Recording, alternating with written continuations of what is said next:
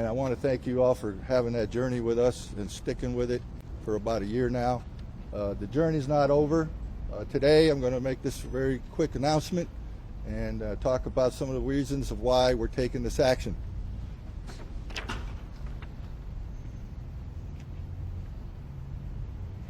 About 2 years ago, Governor Cooper established the North Carolina Task Force for Racial Equity and Criminal Justice called TREC, T-R-E-C. Our very own mayor, the Honorable Mitch Colvin, and our ex-police chief, Gina Hawkins, were both members of that task force and quite heavily involved in the community relations part. They found that local DAs were being overly biased in deadly officer-involved use of force incidents. And among the many recommendations from TREC, there were two that would benefit these kinds of cases and go a long way to repair eroding public confidence in the North Carolina justice system. One recommendation was to have the SBI investigate all such incidents, and we are aware of that happening.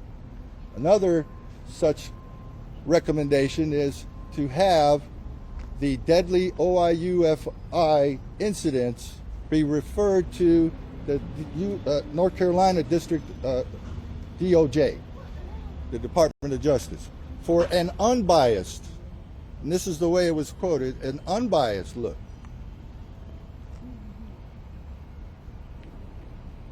Then, in October 22, both of these recommendations were applied to Jada's case, and we were pleased to see that because we thought that that would be very helpful. Of course, a different look, a different way, and of course the DOJ being somebody that we thought would have the professionalism and the wherewithal to make the right call here in these cases. Over the course of the last year, we met twice with the DOJ, and it was not a good experience. It was the second meeting last month when we were told in this very building their findings and there would be no presentment, a presentment being that which they forward to a grand jury. It is called a presentment, meaning that they found reason. It was excruciating as we were told how they were used a very narrow and biased passage in the statute, ignoring the rest of the statute altogether.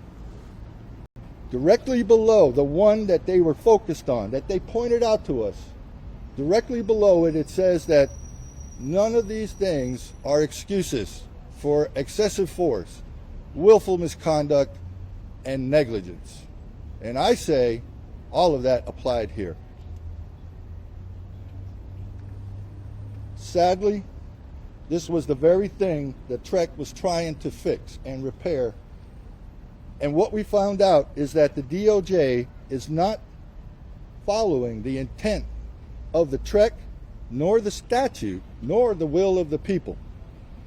Tragically, it looks like the DOJ is merely rubber stamping the district attorney's bias and institutionalizing it. Now, under what authority does the DOJ have and allowed to do that? Did the General Assembly, who wrote the statute, give them the authority? No, because the statute says you have these protections. Second, did the people give them the authority? No, we did not. And now, today, we take that power they think they have, we are taking it back. The people. We do not want this to continue. We want this to be fixed, where they are looking at and providing a special class of citizen for these law enforcement officers that are killing our people. Maliciously, terribly, horribly, and without due process under the law. Therefore, we are forced to take our grievances to the proper authority to address them, our honorable and just General Assembly of North Carolina, now in session. This morning, I emailed the Honorable Speaker Tim Moore, the Honorable Val Applewhite, and the Honorable Representative Charles Smith to ask their assistance to bring our request for redress and prayer for relief to the General Assembly.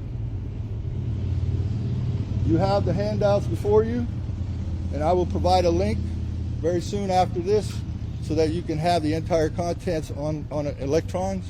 And I hope that you could maybe post some of that on your websites so that everybody can see what we're trying to do here. Also, to the public, if you find these grievances valid and true and feel compelled to help, please email, write, or call your representative, your senator, or anybody in government, the state government, to help, and tell them what they plan to do about this. Now I'd like to go and say a few words about the actual petition. The petition looks like this. And I have about 3.5 pages, which might be a little too much, but it was necessary to put everything in there. I'm going to go over a couple of things, and then I'm going to pause and ask for some questions, and then we can continue from there. How are we doing on time? Sure. All right. To the Right Honorable General Assembly of the State of North Carolina, spiritual and temporal, in session. Now comes the humble petition of Richard Iwanski and Jada Johnson, citizens and residents of Fayetteville, North Carolina, victims and family members of deadly officer-involved use of force incidents. I, Rick Iwanski, express these grievances and pray for redress for the improper and unjust decision by the North Carolina Attorney General not to prosecute officers involved in the death of Jada E. Johnson, my granddaughter, and for the undeniable officer-favored bias and shameful absence of a program designed for deadly OI-UFI cases at the North Carolina Department of Justice. I'm a retired, disabled U.S. Army veteran and legal co-guardian of the sole minor surviving child of Jada Johnson, Jada Johnson. And whereas this petition for redress to the Honorable General Assembly of North Carolina is grounded in prayer and is neither a memorial nor a remonstrance, and therefore entitled to offer opinion and views with deliberate conviction upon eyewitness testimony, personal interviews, public domain, legal research, and otherwise well-known facts which are accessible to all, or appeal to the reason and judgment of all, and whereas the right to petition is one of the oldest and most fundamental rights of citizens and enumerated in the North Carolina Constitution, and whereas the North Carolina Constitution says it is good to make a recurrence to the fundamentals from time to time. It goes on to say a few things about the details and facts of Jada's death on that fateful day about a year ago. I have a little bit of comment about the aftermath, which is really talking about the meetings with the DOJ.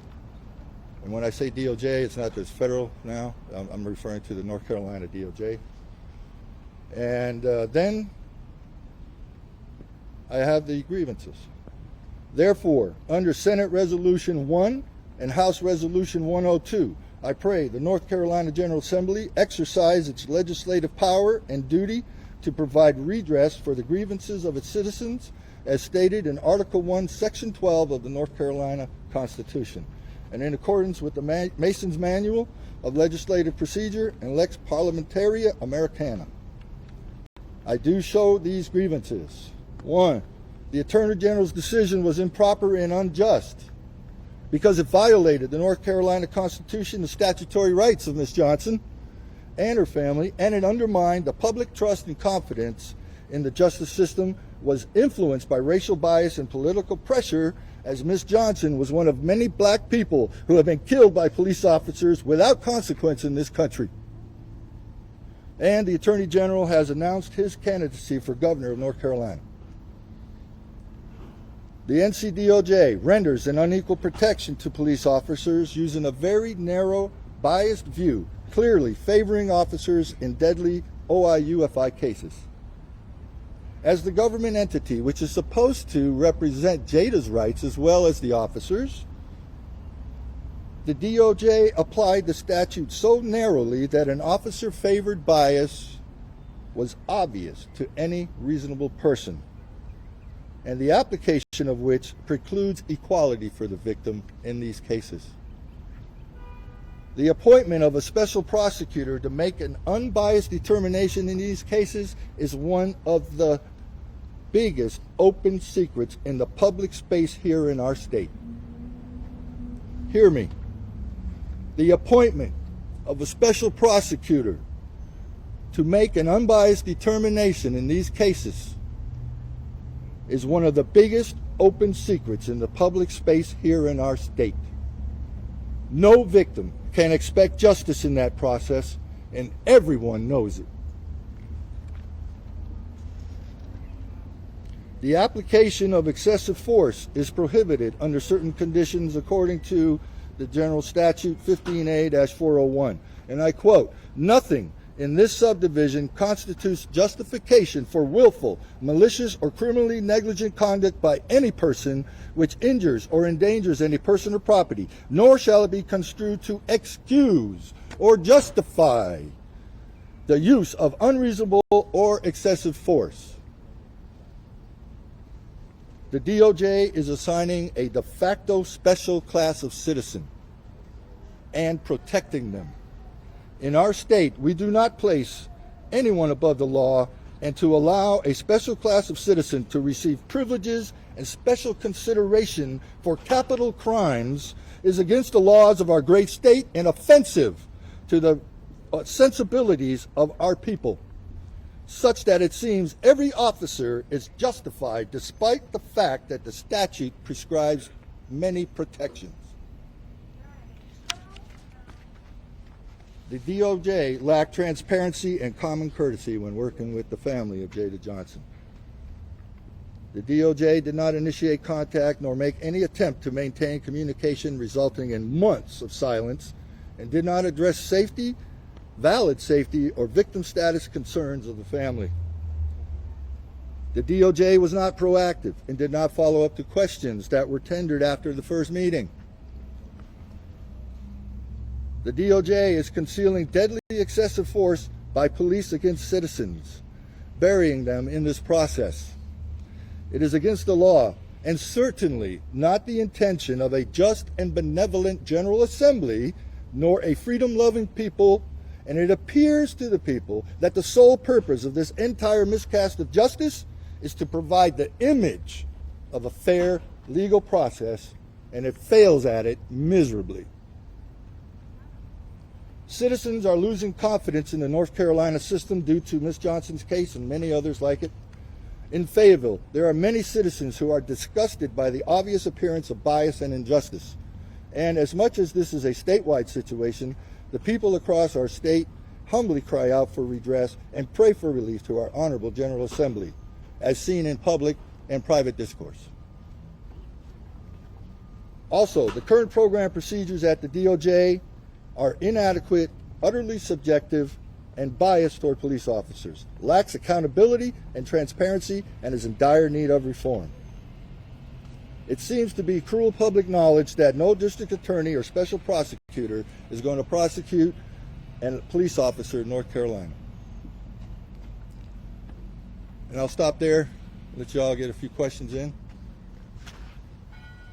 We have been with you, as you mentioned, through the course of this, but there are a lot of folks who are unfamiliar with what happened that night a year ago tomorrow.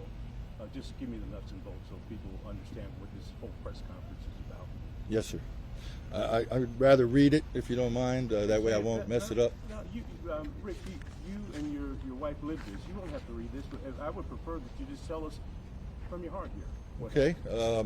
Essentially what happened is my granddaughter was having a mental crisis during that week. On Wednesday, the 29th, we had called the police for help. They came and they helped. On the 1st of July, she was released from the hospital that morning, and that evening she started having another anxiety attack and mental problems, not listening to reason and things of that sort.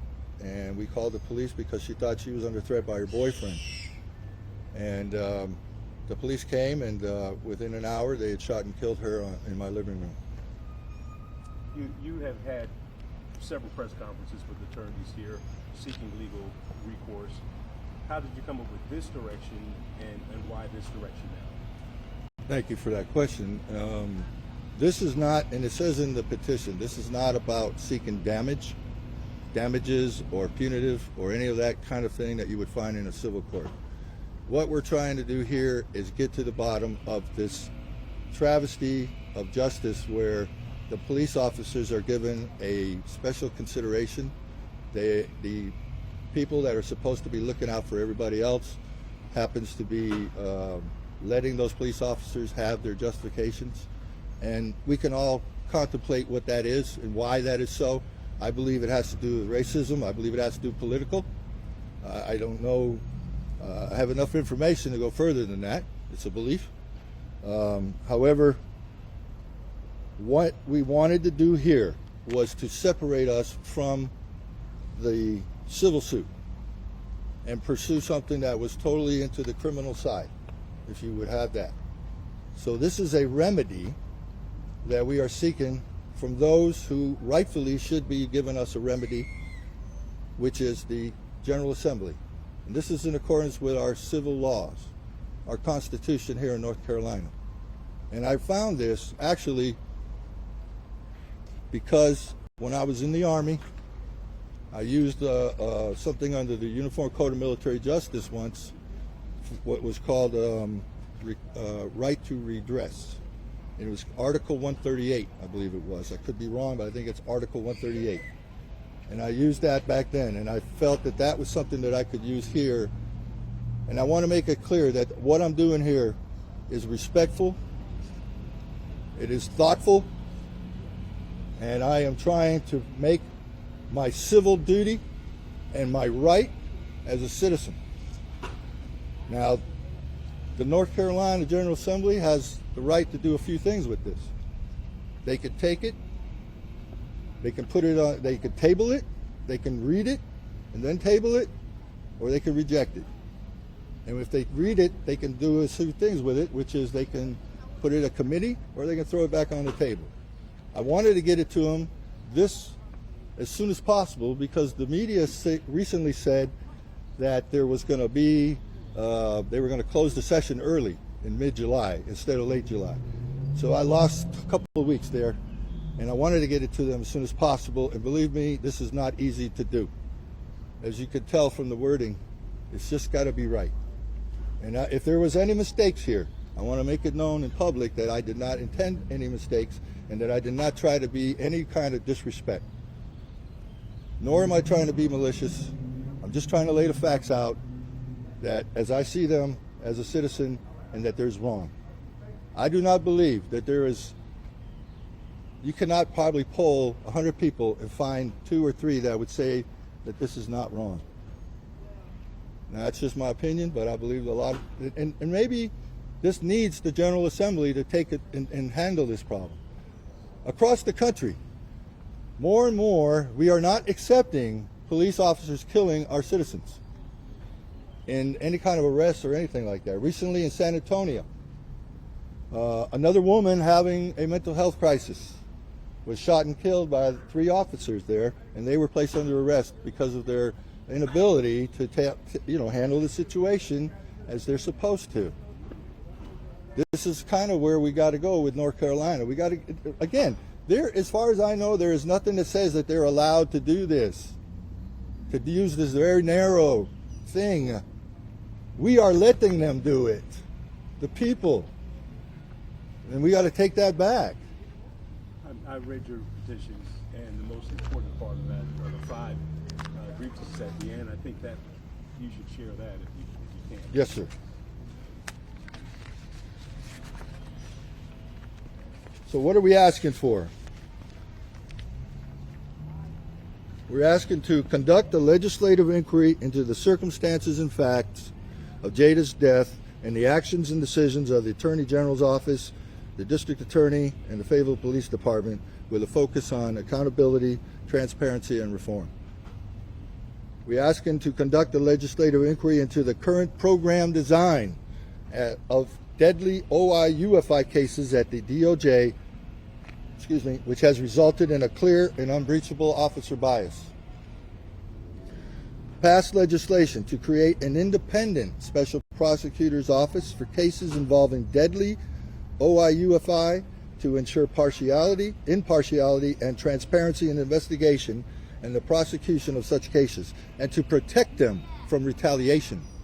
I really sincerely believe that based on what we see as up against having to do the right thing here by these special prosecutors, I can imagine the pressure they're under to make it the way they want. And we need to protect them to make them feel they can make the right call on the protections of the victim. If you know what I'm trying to say here, the retaliation. Passed legislation to reform the use of force, the police use of force policies and practices with a focus on mental health response, to establish an independent review board for police misconduct cases, to establish a statewide use force model and required reporting and certification for mental health and other resources for officers, and to establish, and this is very important, an inviolate timeline to handle these cases. I did not know what was going on, and I would never have known if I hadn't been proactive myself, even though they probably knew who we were and didn't reach out to us. I had to reach out to them. I had to get to them through a back door. What is that? And let them notify them of our presence. That's ridiculous. And then they just came and, feigning this transparency. Oh, we're going to meet with you. We're going to hear you. Yeah, they took our questions, but they didn't answer them. Okay? Pass a resolution, to establish an inviolate timeline to complete these determinations as essential and required for the establishment of public trust, and finally to protect Sentinel Review personnel from prosecution. It's very important. These are the people that do the look after all these deadly incidents and cases, and they're supposed to come up with ways to improve and do things better. Okay, but their efficiency and their effectiveness is unknown right now because they are not protected. They are not able to make a decision without fear of retaliation that might be in favor of a victim. Being that this prayer has been promulgated with the utmost respect and attention to proper material and form, and with sufficient understanding, free from erasures and interlineations, and containing sufficient requisites so as not to prevent the reception or make it necessary to withdraw the petition, I pray that you will consider this request for redress with compassion and urgency, and entrust that you will take the necessary steps to ensure that justice is established for Jada Johnson, and ensure that an unbiased, deadly OIUFI determination is performed by the DOJ as intended by the statute and the Honorable General Assembly. And your petitioners, as is duty bound, will ever pray. Signed and notarized. Richard Iwanski.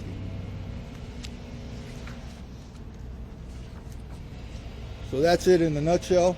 This is what it looks like as I'm sending it this morning, the hard copy, to the representatives. This is what it looks like on parchment paper. I'm trying to do everything I can to get their attention, folks. And I appreciate all that you're doing, too, to get the word out. Thank you. So at this time, I'm just going to ask some questions. Maybe my wife wants to make some comments.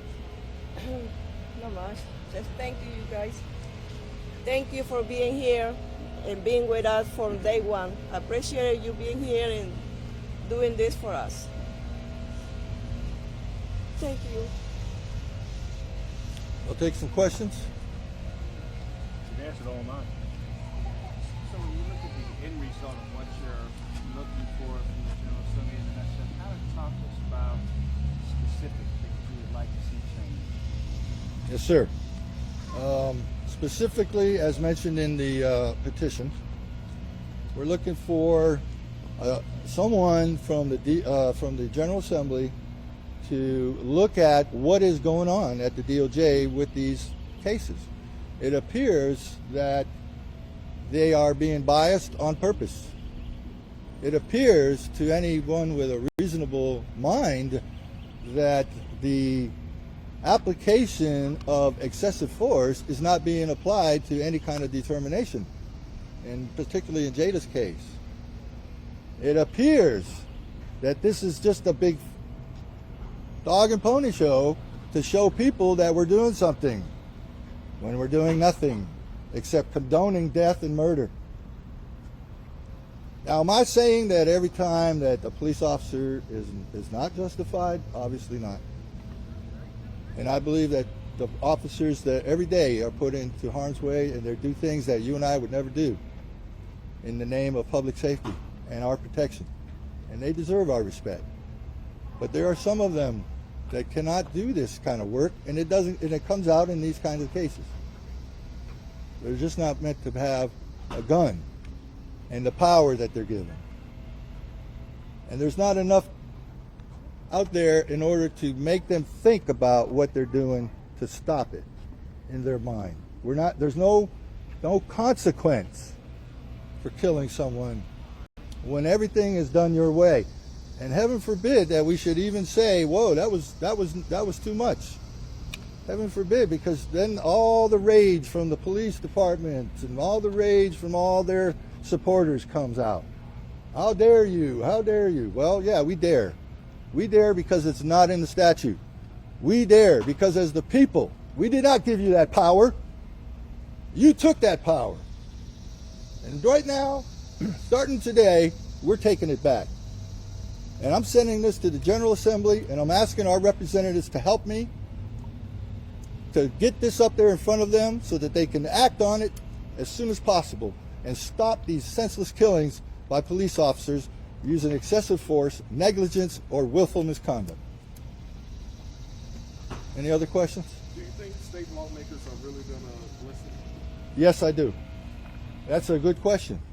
I will say that I would not want there to be any reason for them to turn it away because of something that I did. Whether it was writing this, having this press conference today, or anything else that I have done, I have tried to be very respectful. I've tried to exercise my civil rights of being able to petition our government for grievances, for redress of those grievances. These are legitimate grievances. This is not something I'm making up. Anybody out there can go find it, and I don't understand why nobody has brought this in the past. But if that is my burden, my duty to bring it forward, then I do so. But I say this to you now, our people do not want this to continue. No one here can say this is okay. And yet we have some that feel it is necessary in the interest of public safety. So what we need now is the General Assembly to come forward and say, this is what our intent is. This is what we want on behalf of the people.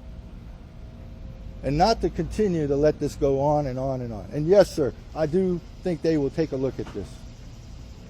And I think they will see it in the whole of the fact that this is a citizen who has thought about this, who is not angry, but very disillusioned, very sad about the events that happened with the DOJ when we were led to believe that that would be a good thing. Once again, the public is let down by the justice system. We had the task force that made these recommendations in a focus of racism to prevent the feelings of our citizens from feeling that they had nowhere to go, these police killing them. Think about the mental health people that have come to me personally on Facebook or up to me in person and said to me, hey, what are we going to do? Well, I'm afraid to call these 911. I'm afraid to call them. What are we going to do?